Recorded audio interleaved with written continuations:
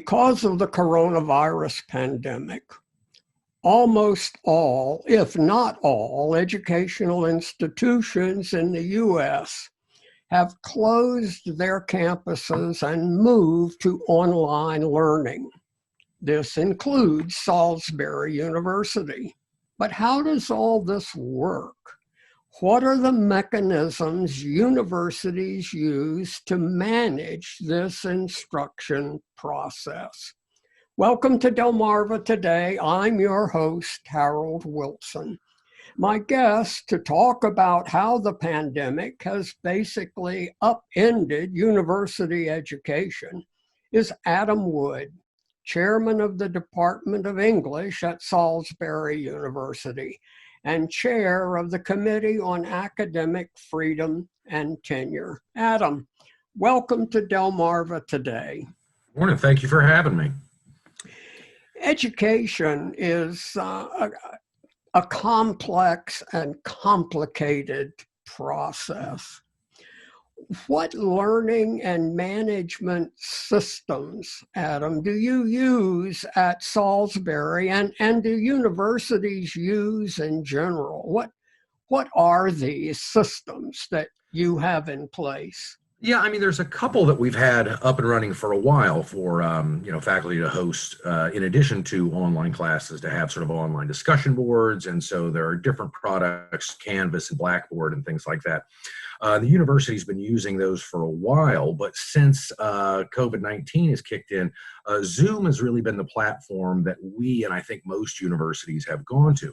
For those people who aren't yet familiar with it, I can't imagine too many. But it's sort of an updated version of Skype where you can, if you choose to, have your entire class kind of running at the normal time and attempting to work it as normally as possible. Students digitally raise their hand and you can call on them. But at the same time, it's not the same as face-to-face. It's a very, very different sort of environment. And it's also tricky to really keep people on top of things. It's difficult if you can't see everybody, if not everyone has the same technological abilities. Some students are just sort of calling in on the phone, so you don't get to see them and they can't quite interact in the same way.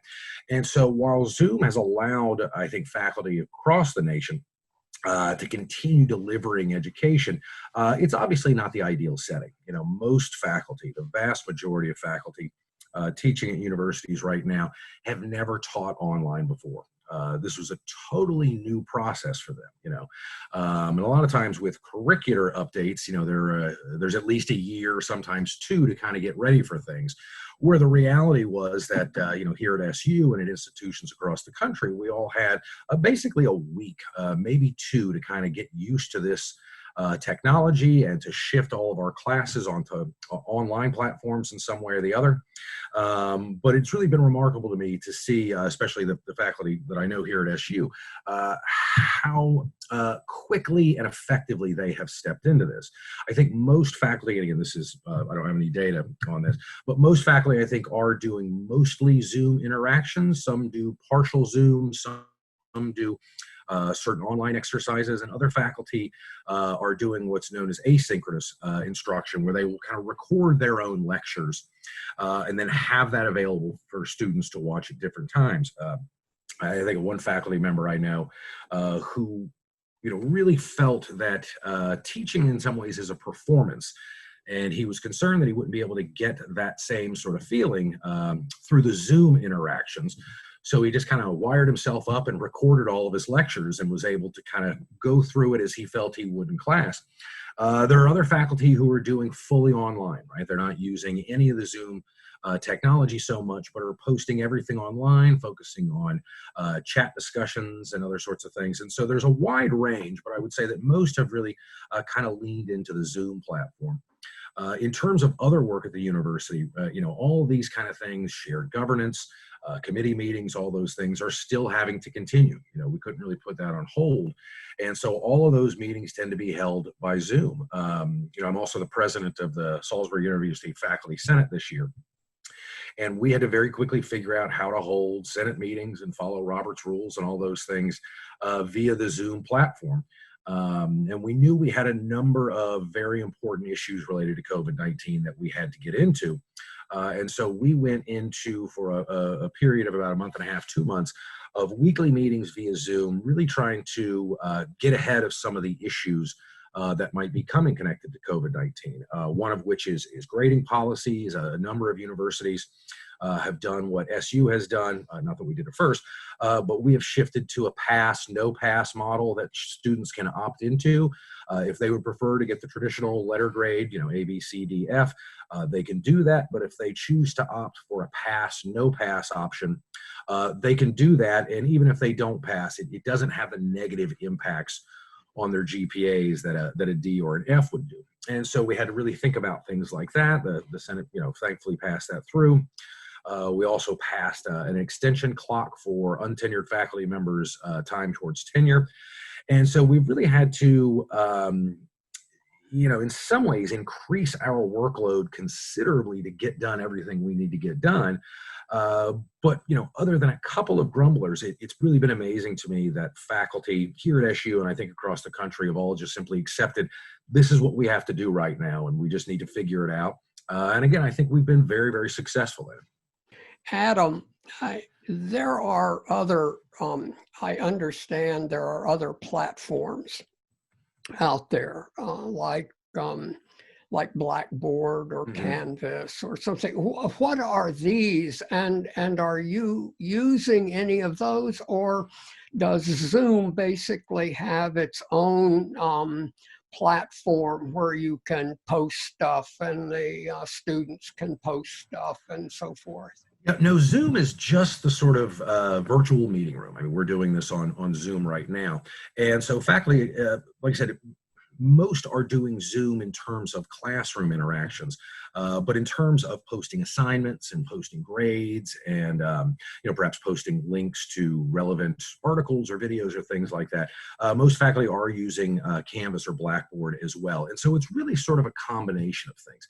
I think, for example, in the English department, a lot of us who teach in the English department still, we're used to getting hard paper copies of final essays or essays that students wrote in class, and we don't really have that ability anymore.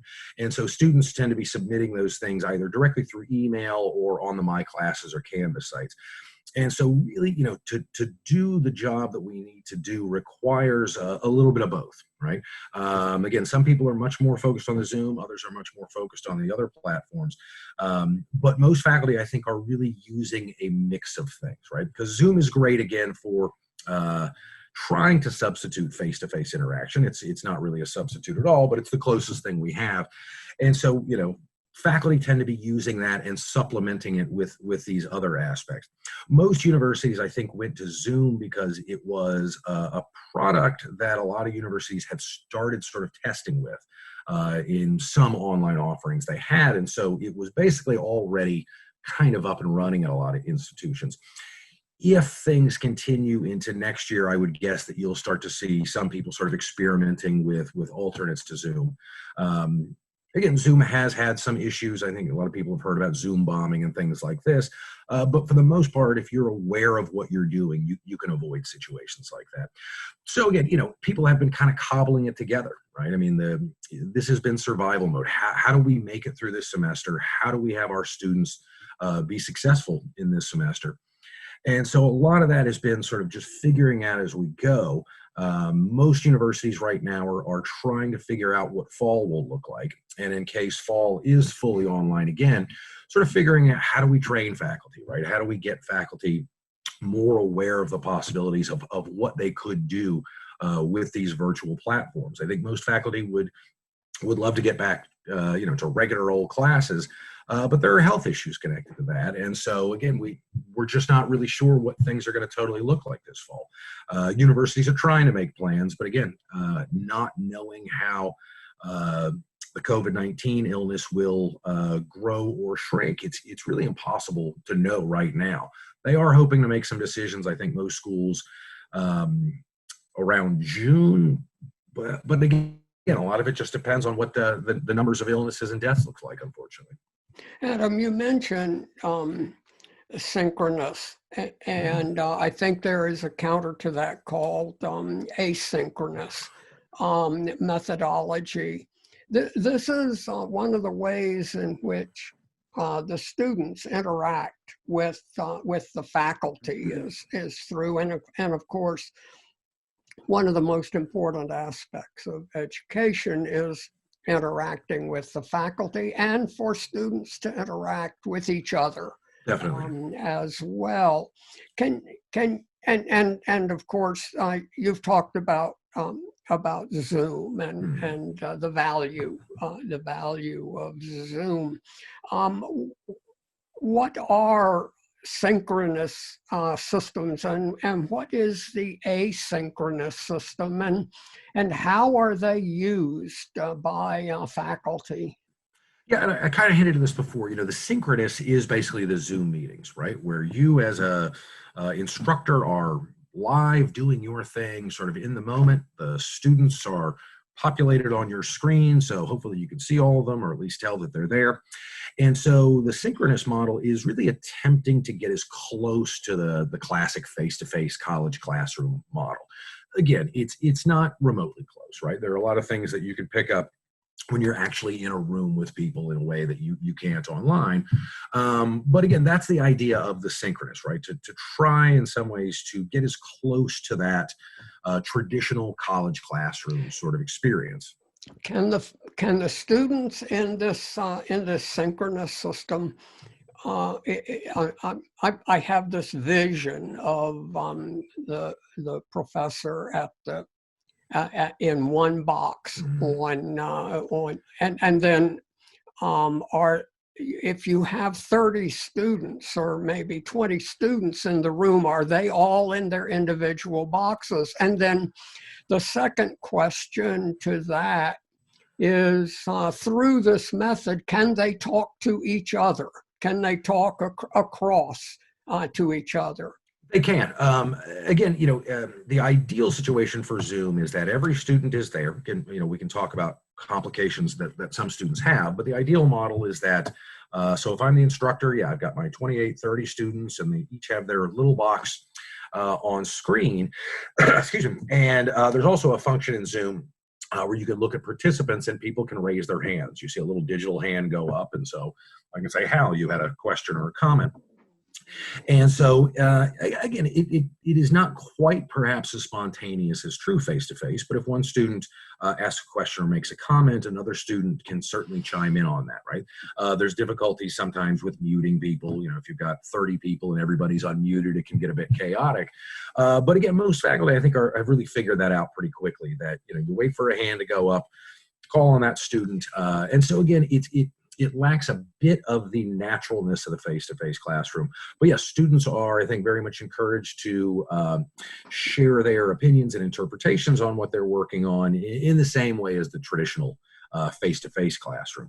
The asynchronous model, faculty who have chosen that are really working for student interaction in digital ways, right? So I know a number of faculty, for example, are using digital posting platforms. So I know one faculty member, for example, who for every class period, students must write a response to what they have read, right? A sort of intellectual kind of response to it. But in addition, one of their other assignments is to respond to another student's response. And so it's not live, but you're still trying to get that interaction between students and faculty and between students and other students. And so again, with the asynchronous, classes are not meeting at the usual times and everybody's sitting here on Zoom. It's much more that if I were doing an asynchronous class, again, I would post my lectures online. I might post links to scholarly articles or videos of some ways that might connect to what we're doing, and that students kind of do that on their own time. And so there's two different terms that are often used. Remote teaching is synchronous, right? And so we're doing it as close as we can to face-to-face in the old-fashioned way, but we're doing it remotely, right? The asynchronous is in some ways more of what most people are familiar with online education, where things are just put on a website, students log in whenever they want within the semester time. do their assignments sort of at their leisure and turn them in as long as it's by the due date. And so again, I think different faculty, depending on their teaching styles and perhaps their subject matter, have chosen either one or the other or a mix of the two. For some disciplines, it's obviously more complicated than others, right? I think of the hard sciences. How do we do lab experiments via Zoom or via online platforms? And so there are a number of complications that still have to be sort of worked out.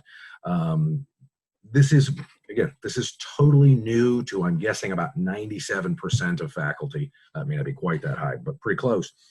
And so, again, a lot of it has been sort of cobbling it together for this semester to make sure that the students succeed.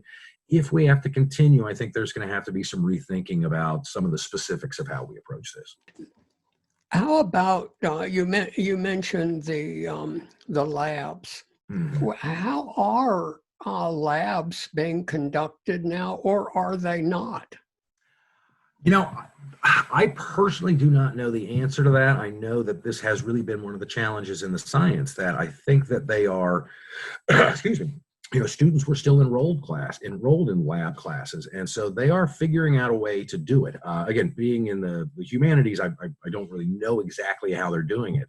But I do know that faculty have committed to sort of keeping the learning outcomes the same. Again, it's a lot more challenging, but I think faculty are figuring out different ways to sort of try to work around these things. Again, it's much more challenging in some disciplines than others.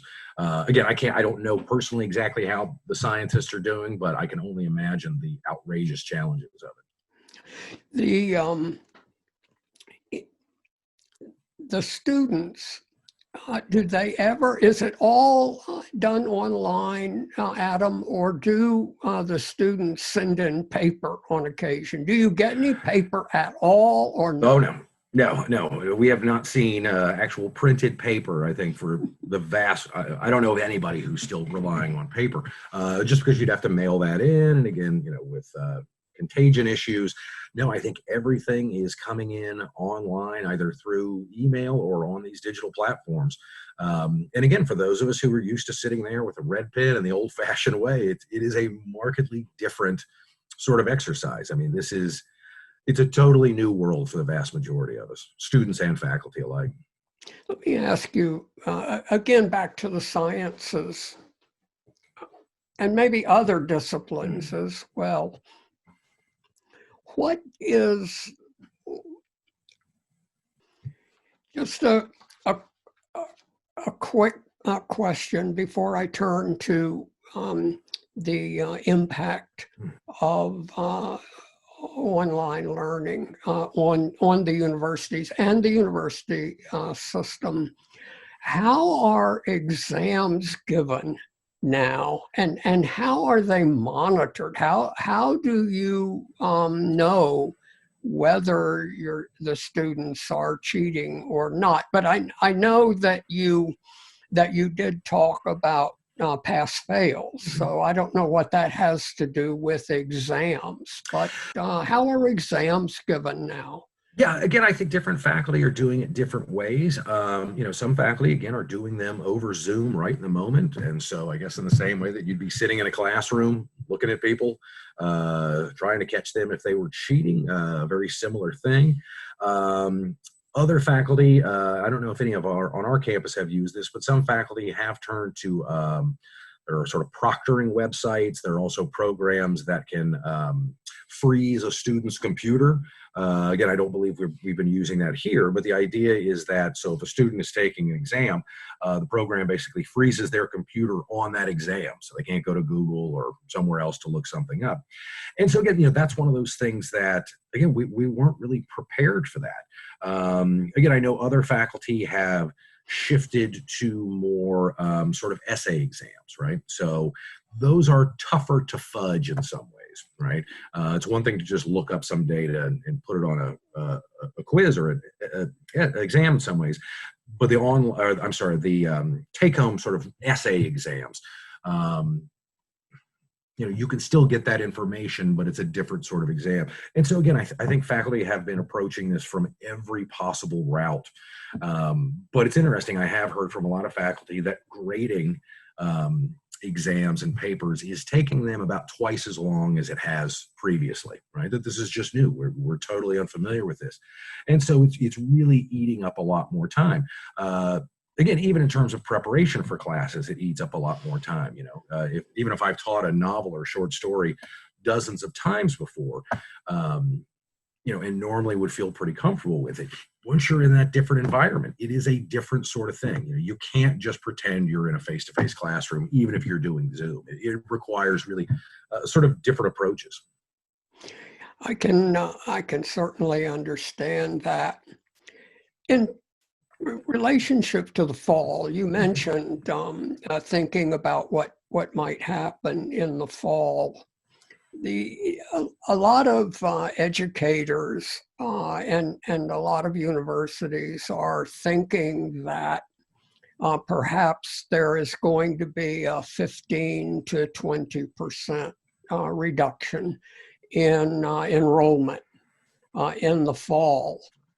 And the question really is, how are universities going to respond to this? And of course, for parents, as part of this a drop in enrollment, of course, parents are thinking, are they going to want to pay? And I don't know what tuition is at Salisbury, but some universities are 50,000 and they go all the way up to 70 and 80,000. Yeah, thankfully, SU is much lower than that, but yeah.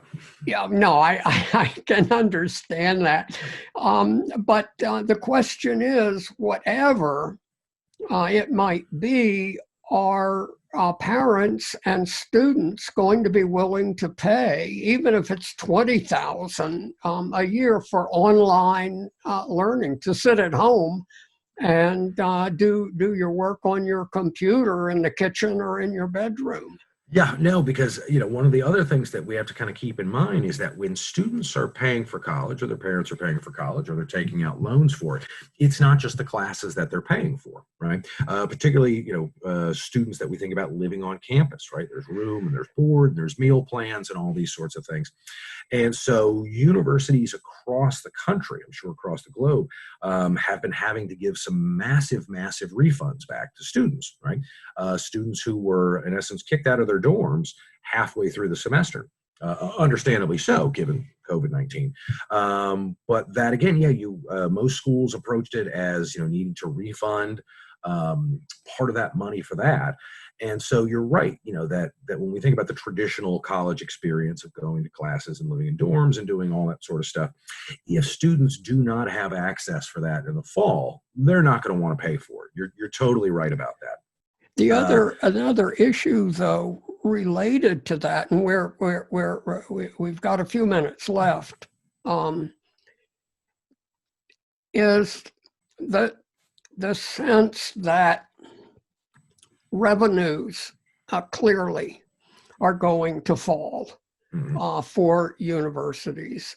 And if universities can open again in the fall, then maybe they can cover the budgets. However, Dr. Fauci and even Michael Murphy, Dr. Murphy on our program last week, indicated that they in fact expect another spike in the number of cases caused by the virus. So if the university does not reopen, if one continues with online learning in the fall, what kind of impact, Adam, do you sense that will have on the individual universities? Some have endowments they will dip into. Others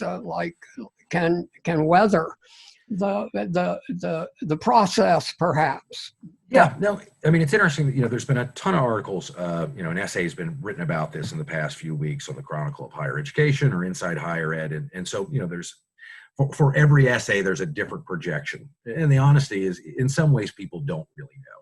I think, the Ivy League schools, they will be fine. They have tremendous endowments. They will be just fine. They tend to have enough students that apply that they're going to be fine. Schools like Salisbury, again, I think will be fine, right? Sort of more mid-sized schools, regional public comprehensives are going to be taking a big hit. And yeah, I mean, I know that SU is kind of right now, again, there's a COVID-19 task force that's really working on this, but a lot of, I can say as for chair of the department, already looking at fall enrollments. It wouldn't surprise me if we had about a 20% dip in the fall. Again, it's early projections, so we don't really know. And so, yeah, that's going to have an impact on faculty employment, all these kinds of things.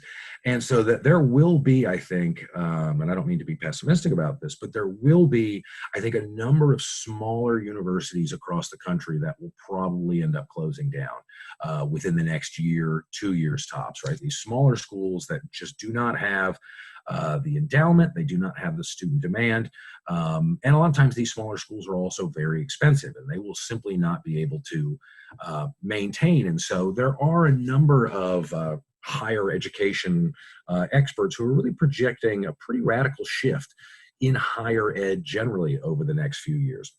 At the same time, it's interesting that there was a study done with current students and prospective students, and the students are desperate to get back to face-to-face.